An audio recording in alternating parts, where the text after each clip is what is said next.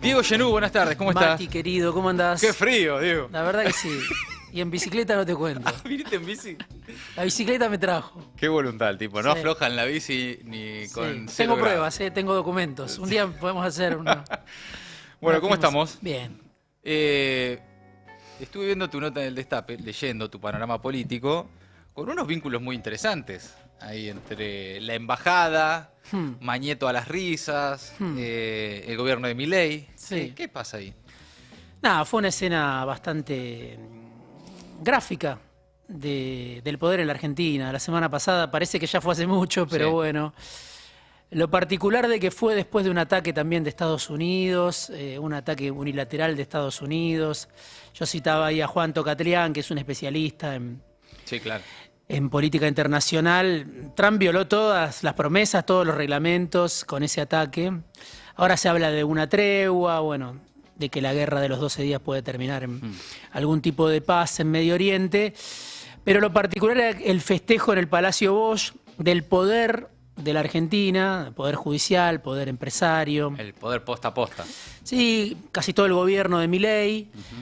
4 días después de que Trump violara su promesa de campaña de que no iba a fomentar ninguna guerra, violara la constitución de su país porque no tenía apoyo del Congreso, no tenía tampoco demostración, pruebas de que Irán estuviera por atacar o hubiera atacado a Estados Unidos y metió a Estados Unidos en una guerra sin el aval de la OTAN, sin el aval de las Naciones Unidas. Bueno, digo, a veces hablando de la doble vara, ¿no? Que los guardianes de la República se escandalizan por algunas cuestiones y por otras no. Y en ese contexto estaban descorchando en la Embajada de Estados Unidos. Y ahí estaba Héctor Mañeto, que me parece que fue Sí. el gran protagonista, porque no es habitual que se deje ver. Y si fue viniendo de un político como Mañeto, un empresario, un hombre del poder como Mañeto, bueno, obviamente era una señal que él buscaba dar. Después, Va para que lo vean, para verse, para Exacto. que lo retraten y salir entonces. exacto. Su Después, mensaje. quizá no le gustó la foto que se difundió, que difundimos Ah, ¿sí? en las redes, porque no la publicó Clarina esa foto, Ah. pero sí es cierto que buscó hacerse ver. Quizá no De muy con buen esa humor. sonrisa. De muy buen humor. De fiesta. Claro. De fiesta, como yo creo que nunca se lo había visto Es cierto, de esa manera. Es cierto, no es habitual ver a Héctor Mañeto de esa forma, ¿no? Sí. En una fiesta a las risas, ¿eh? Sí, ahí está Carcajada. con Norberto Frigerio, que es el director de Relaciones Institucionales de la Nación. Lo particular es que esta fiesta en el Palacio Bosch se da después de las bombas de Estados Unidos, 4 días después de las bombas de Estados Unidos. Y bueno, también en la misma ala del Palacio Bosch, donde estaba Mañeto, estaba el Poder Judicial, Juliano Ercolini, muchos de los jueces que actuaron en la causa Sí. Vialidad, ¿no? Sí, todos. Sí, En un todos. momento parecía el viaje al agua escondido. Exacto. Bueno, estaba Ercolini, estaba Basso, estaba Llorens, estaba Borinsky, estaban todos, gran parte de los camaristas y todo el gobierno de Milei, ¿no? Sí. Desfilando en el besamanos. Una imagen de... ¿Qué significa eso? ¿Qué hay ahí? ¿Qué ves? Por más allá del encuentro en la Embajada de Estados Unidos, que es habitual, es de todos los Sí. años, hay ahí también un mensaje, es una foto que dice cosas, digamos. Sí, el gobierno de Milei le debe la vida a Trump, ¿no? No le alcanza el tiempo de gobierno para agradecerle a Trump lo que Trump hizo por Milei, presionando al Fondo Monetario Internacional para que le den un préstamo y que le den un primer desembolso que es del casi el 60, 70%, 75% del préstamo total. No hay antecedentes de que das un préstamo de 20.000, ya debíamos, sabemos, 44.000, das un préstamo de 20.000 otra vez a la derecha argentina y además le entregas cash de 12.000 millones de dólares. Ahora le tienen que entregar 2.000 millones de dólares más, que no sé si se lo van a entregar, porque Milei no cumple con las metas que acordó con el fondo. Al día siguiente de que acordó con el fondo este salvataje, decidió incumplir. La primera meta, acumular reservas, ¿no? Sabemos que es un gobierno que no acumula reservas, que tiene un solo objetivo, que es bajar la inflación, pero está costando muy caro, ¿no? Porque hay muchas alertas. Son los números del INDEC, son las señales de los mercados, pero los números del INDEC, ¿cómo se va? Bueno, el superávit comercial que tuvo Argentina el año pasado ya no existe más. Y son, bueno, 5.300 millones de dólares en un trimestre se fueron Sí, incluso hay cálculos de 12.000 en el último año, ¿no? Exacto. O sea, Exacto. a 1.000 millones de dólares por mes, No hay insostenible. no hay forma de aguantarlo. No sé cómo va a ser el gobierno. El turismo hacia el extranjero es hoy una cuenta muy importante, o sea, genera un déficit muy importante de los argentinos que se van al exterior, porque obviamente vale más para muchas empresas importar que producir en Argentina, y al mismo tiempo el que puede se va afuera y le rinde más que irse de vacaciones a distintas provincias de la Argentina. Ahora se va a ver en las vacaciones de invierno qué pasa. Sí, muchos mostraban las imágenes del Mundial de Clubes como Bueno, reflejo de eso. bueno, los números que Que mostró con todo derecho, ¿no? Los hinchas de fútbol se fueron al Mundial de Clubes, el que quiere irse a Brasil de vacaciones, bárbaro, con todo derecho porque es fruto del trabajo de Sí, cada uno. sí. Pero eso tiene costos, definitivamente. Sí, es una ecuación que no cierra por un esquema que diseña el gobierno, Sí, ¿no? Es una sí. invitación a que el que tiene $1 se vaya al exterior, lo gaste en el exterior. Sí, y la apertura indiscriminada de importaciones, porque ponerle que no sería la primera vez que un gobierno plancha el dólar para que haya una fiesta de unos meses y llegar mejor a la elección. Sí. No sería la primera vez. Esto es con deuda, ¿no? Esto es con deuda, exacto. Sí. Ahora, la apertura de importaciones y el impacto que eso está teniendo en algo mucho más difícil de ordenar y recuperar, que es el aparato productivo local, las fuentes de trabajo, las pymes que están destruidas,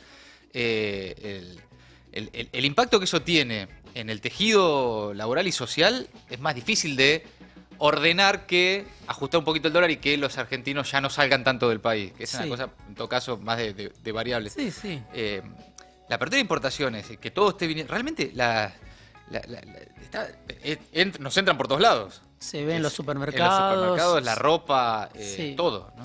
Sí, y además los argentinos que no solo viajan al Mundial de Clubes, estos datos de 5.200, 5.300 millones de dólares de déficit comercial son previos al Mundial de Clubes, son Sí. del primer trimestre. Sí. Pero además hay gente que viaja a Estados Unidos, que viaja a Europa. Sí. Por ahí no son la mayoría. La mayoría viaja a Brasil, viaja a Chile para comprar ropa, para comprar neumáticos, a Paraguay, digo, Sí, a o ya ni países siquiera limítrofes. viajás. Ahora es todo, te lo pedís. Exacto. Lo mandás a traer, está Exacto. lleno de aplicaciones que Exacto. la gente trae sus cosas, trae ropa, trae zapatillas. Exacto, pero como vos decís, la industria lo que se destruye no es tan fácil después de reconstruir, con consecuencias sobre el empleo.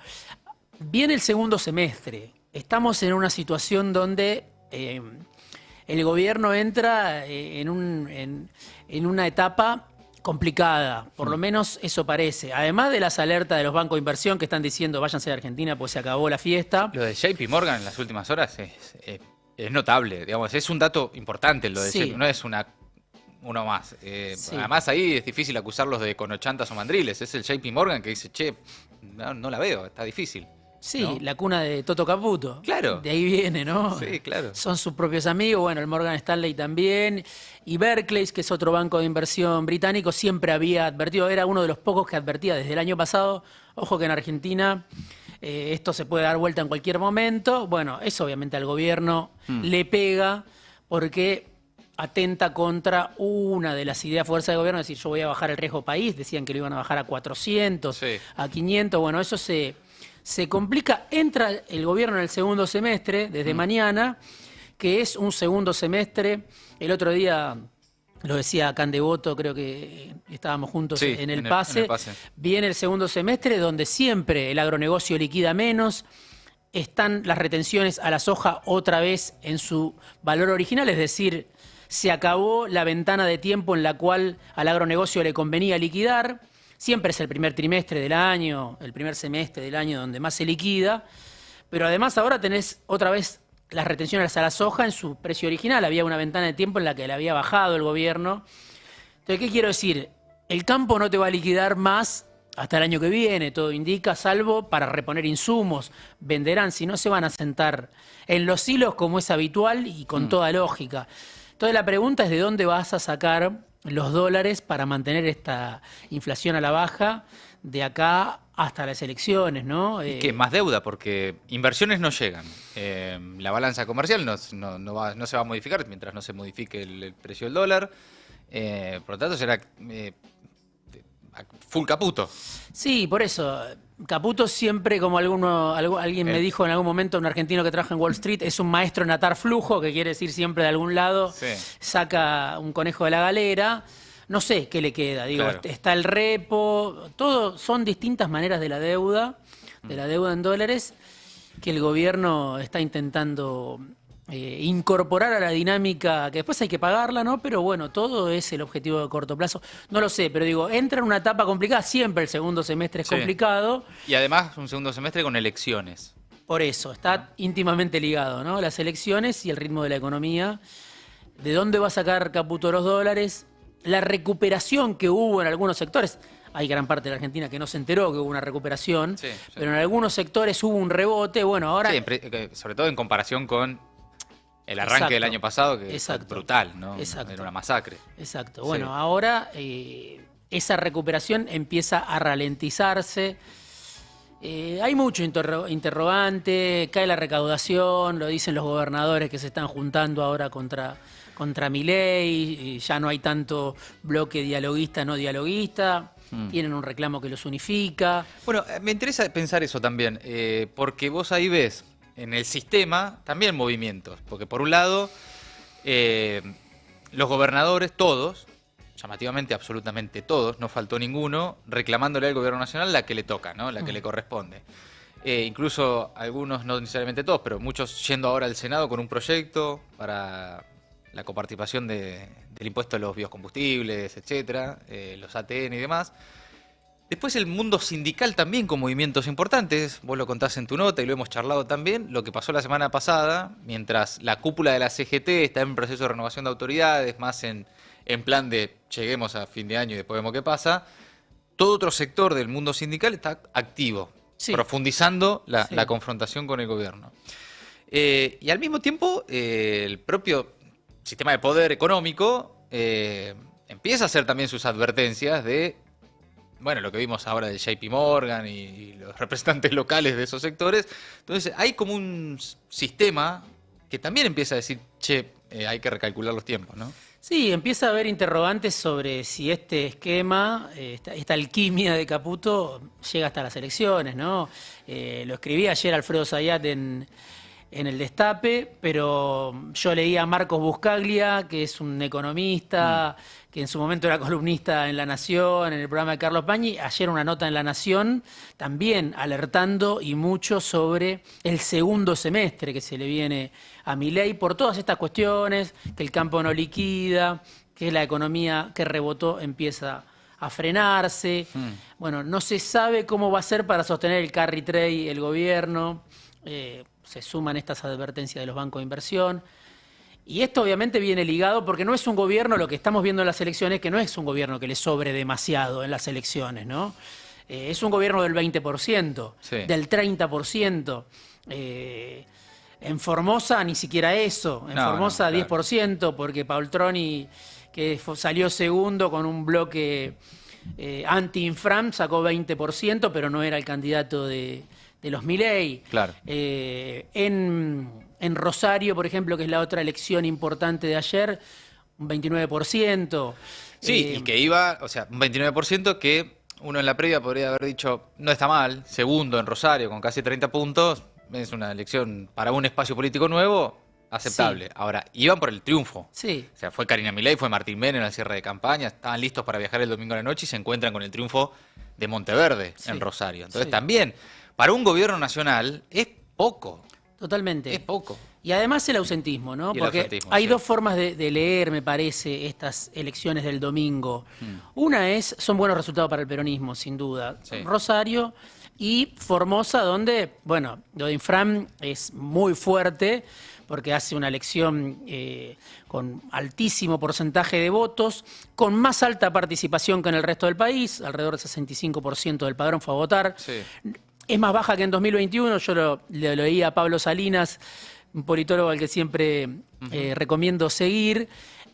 Bueno, él menciona, es una participación más baja que hace 4 años. Ahora, para el nivel de participación actual es altísima. 65 y la diferencia que saca Infran con respecto al segundo. Sí, también hay algo ahí que es medio la lógica del peronismo formoseño de Sí. Infran, que sin importar que pase a nivel nacional, sin importar que pase con el peronismo a nivel nacional, Infran te garantiza 60 y pico, 70 puntos en cualquier elección. Desde hace 25 desde hace años. 25 años. Entonces, hay más una lógica Provincial. provincial. Exacto. Ahora, la de Santa Fe, Sí. más allá de las dificultades y el error que a veces se puede cometer en nacionalizar los resultados, es una buena elección para el peronismo, porque no solo gana Rosario, sino que gana también casi 10 ciudades también importantes, Ujú. que muestran ahí también como en la tercera provincia más poblada, en una provincia de mucho entramado industrial, productivo y demás, empieza el gobierno a sentir el impacto de su ajuste, ¿no?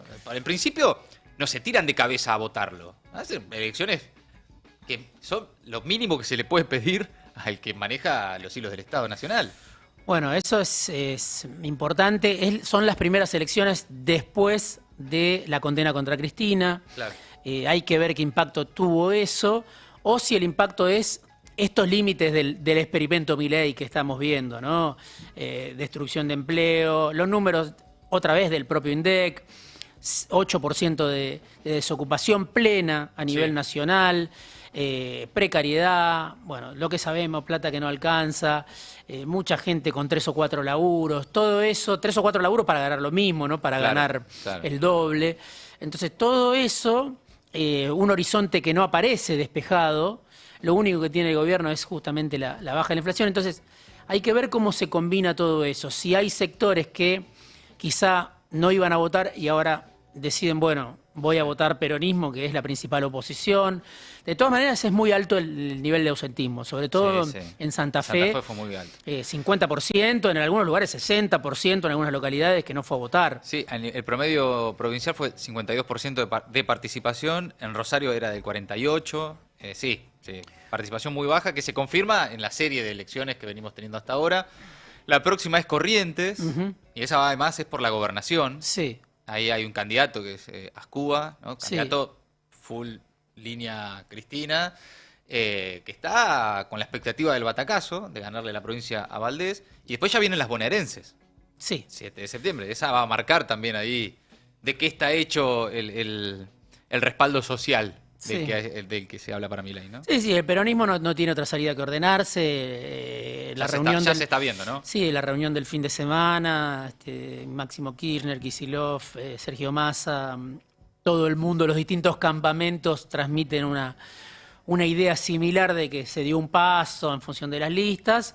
Es decir, que va a haber una confluencia, no sé si unidad, pero una confluencia de las distintas Claro. familias del peronismo en la elección de septiembre y octubre.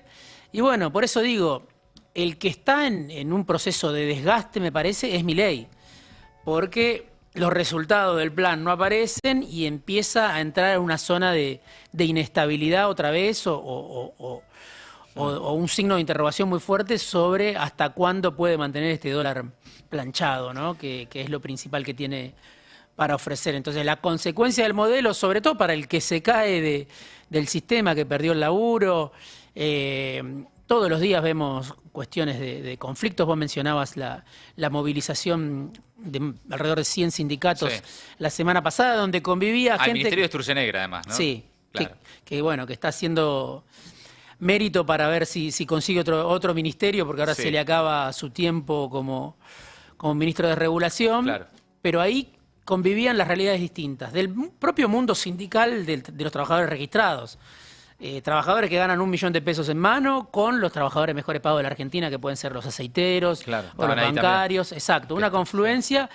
Incluso yo hablé con algunos dirigentes sindicales, mucho ex votante de Milei o votante de Milei se movilizó la Claro. semana pasada en la Ciudad de Buenos Aires contra el plan Milei, contra el ajuste que propone Sturzenegger.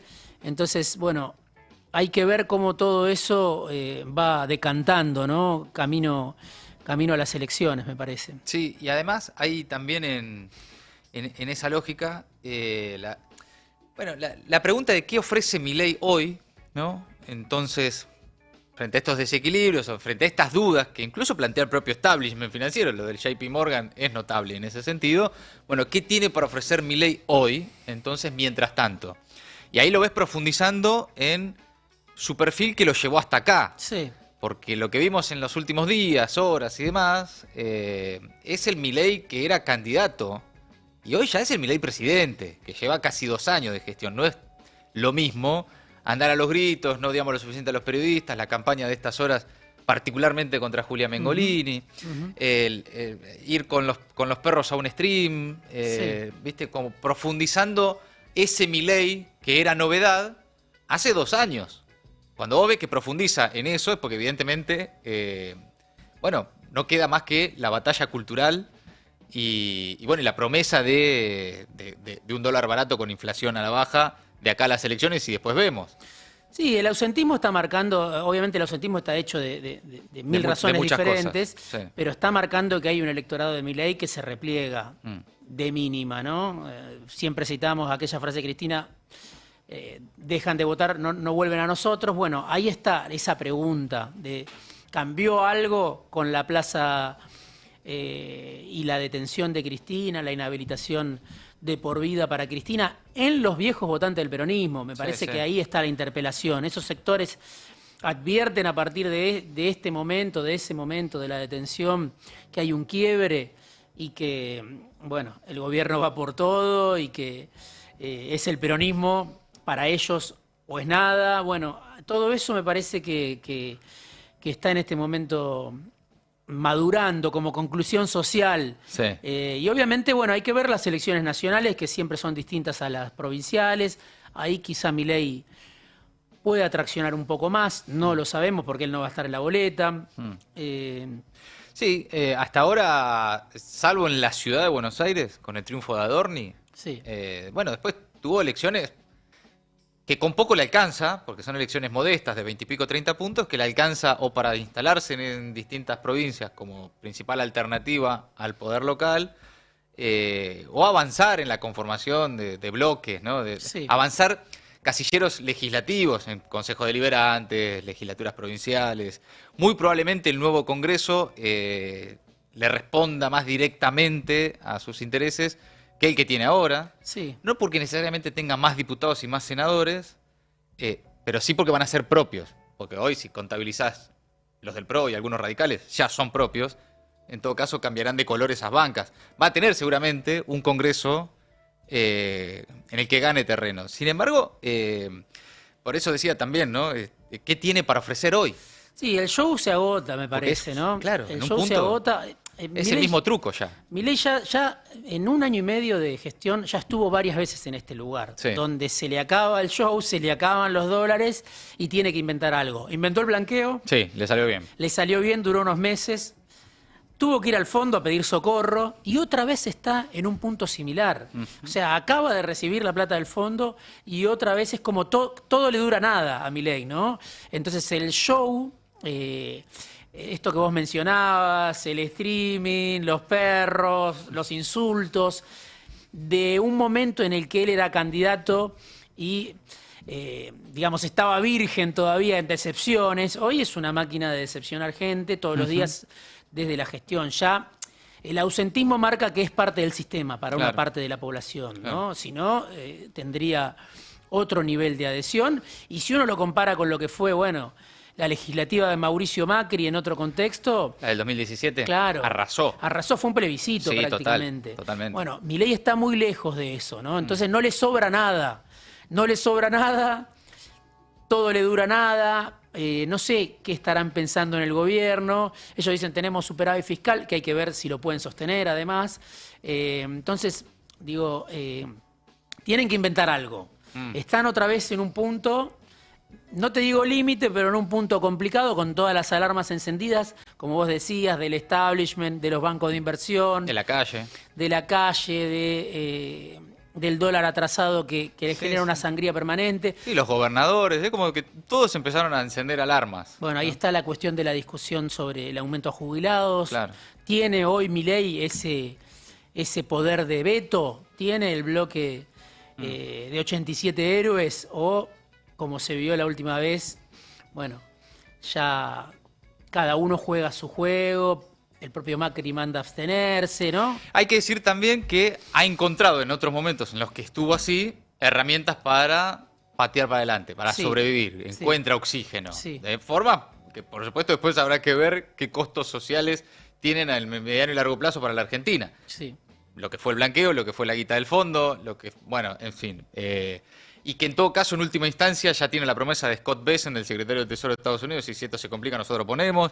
Digamos, en algún momento puede encontrar el auxilio que necesita. El tema es la pila de excluidos que sigue creciendo, ¿no? Y qué resultados electorales va a tener eso, que ahí en definitiva es donde se verifica si vale la pena o no para la sociedad todo este estado de situación y el sacrificio, ¿no? Que está teniendo. Yo venía contando en el Destape también el informe de la Fundación Ebert, ¿no? Sí, que muy hablaba interesante. justamente, ¿no? de los votantes de Milei, ¿no? Claro. Ya no el opositor sindicalizado, ligado al peronismo, ligado a la oposición, sino la realidad que muestra de los votantes de Milei que empiezan, ya la seducción no alcanza, o se debaten entre la seducción y la sospecha de que la casta se caga de risa con Milei, ¿no? Y todo el sacrificio lo hacen los votantes de Milei. Bueno, eso me parece que es lo que se empieza a ver, de que el héroe individual, porque los autores de este trabajo, Esther Solano, Pablo Romá y Cecilia Feijó,